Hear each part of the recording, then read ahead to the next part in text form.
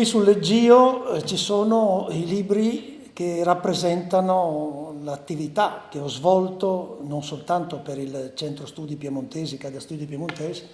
ma che certamente hanno nel Centro Studi Piemontesi, Accademia Studi Piemontesi, il fulcro.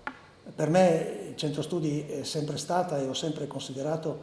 come la mia casa madre, la mia università, che si è sviluppata a fianco dell'altra università, ma che ha profondamente integrato un'intenzione di studio che mi ha sempre riguardato e che tuttora profondamente mi riguarda. Da un lato l'attività critica, qui c'è i poeti in piemontese del Novecento, che era un'antologia poi sviluppata insieme con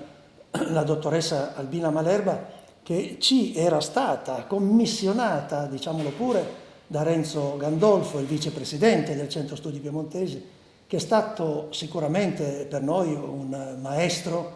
non soltanto di studi ma anche di vita. In ogni caso venivano da lui gli impulsi maggiori e nella mia attività di studioso ho seguito quella pista e l'ho sviluppata naturalmente lavorandoci e approfondendo tematiche che hanno riguardato la letteratura italiana in generale, ma la letteratura in piemontese in particolare. E poi a fianco di quest'opera, che comunque continua ad essere un'opera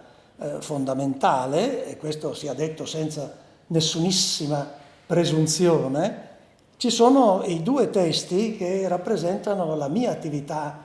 quale che sia, poetica. Gli Estante Set Sunet e Vita da Kant e da Kanté. In realtà la mia opera poetica risale ad anni molto lontani. Io avevo cominciato a pubblicare due plaquette, in definitiva una che si intitolava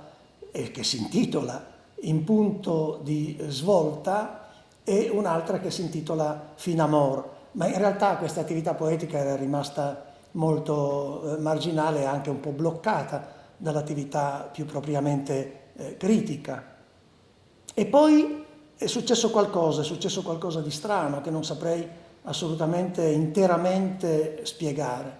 È successo che probabilmente l'attività di critico che ho esercitato su una materia così plurima, così diversa, così appassionante, qual è la letteratura che si è espressa in piemontese e anche la letteratura in italiano che si è espressa in Piemonte, mi hanno spinto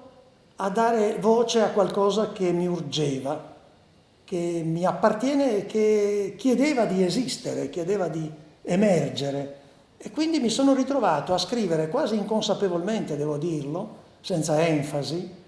prima questi Stante Set Sunet, che sono nati alla chetichella, ma che hanno rappresentato, per così dire, quasi una poussée,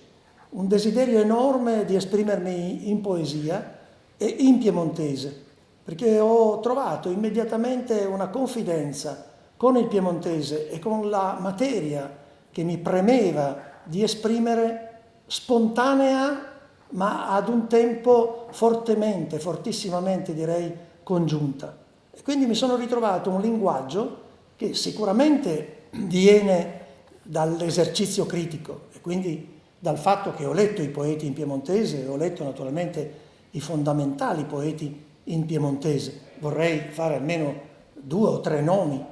che rappresentano la dorsale di questa nostra letteratura, voglio dire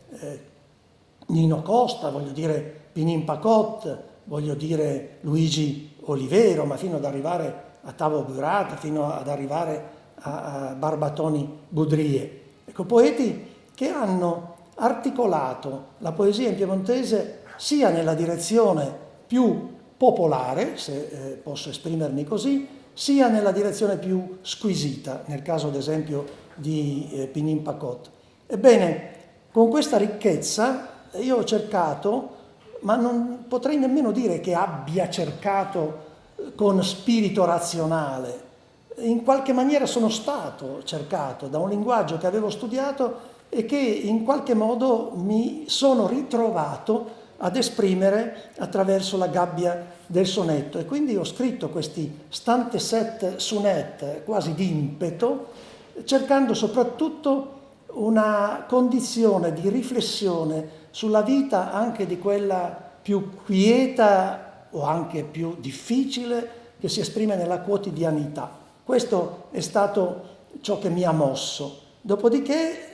sono venuti altri sonetti, sono fioriti altri sonetti e è nato l'altro libro più corposo, indubbiamente, che è intitolato Vita da Kant e da Kanté. Vita da Kant perché è una vita di lato, è una vita, non dirò del tutto marginale, ma certamente vissuta con discrezione, vorrei che mi fosse questo riconosciuto,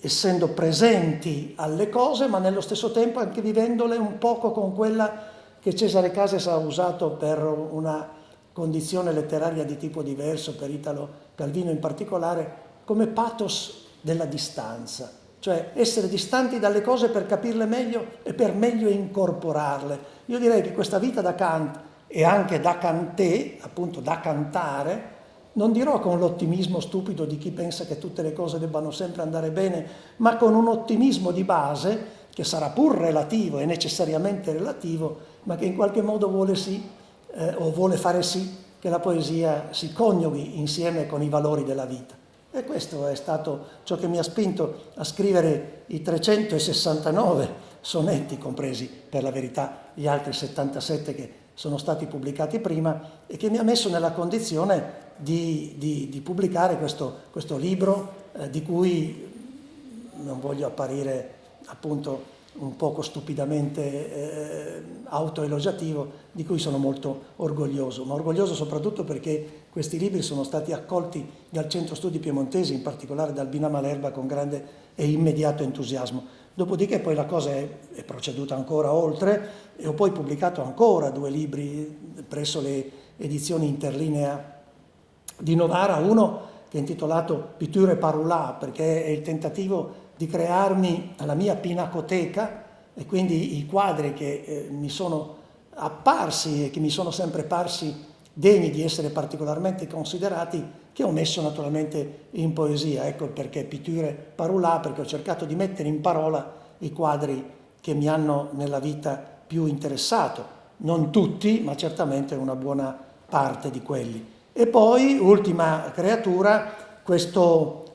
testo che si intitola Nus Njur, che rappresenta un poco il mio tentativo di avvicinare quel Dio che considero vicino e ad un tempo lontano, al quale fin dalla mia infanzia guardo, che non so se sia mai veramente riuscito ed interamente e integralmente riuscito a raggiungere, ma che rappresenta per me una voce parlante, un'assenza presente, l'ossimoro naturalmente d'obbligo, che mi spinge a farne una delle tracce più profonde di quella che può essere, torno a ripetere, quale che ne sia il valore, la mia poesia. Scelgo di dire uno dei sonetti che sono dedicati appunto a Nus Njur. Sono sonetti, questi pochi, tratti da Vita da Kant e da Kanté, ma che poi sono entrati anche in Nus Njur. Lued mia fam, it says, Nus Njur per me, e sento che me corpo resist nen al to manger da lui, che scianca i ren, e am lassa disussà, mi pinen mi. T'emporte via toc ant la tua tanga, bin descarnada ti come una rana, ant un fracasset bosc che fa spavent, tut desbugià dal rame ent il bavent. Ma se tut son le ma che il vöi d'un grup, faien in cas, Nus Njur, la mia persun, perché mi insisto a corde a illusiun e cerco destanete dal totup che si sterma al fusil del caçador, se mi sun levr e tizes liu, Nus Njur.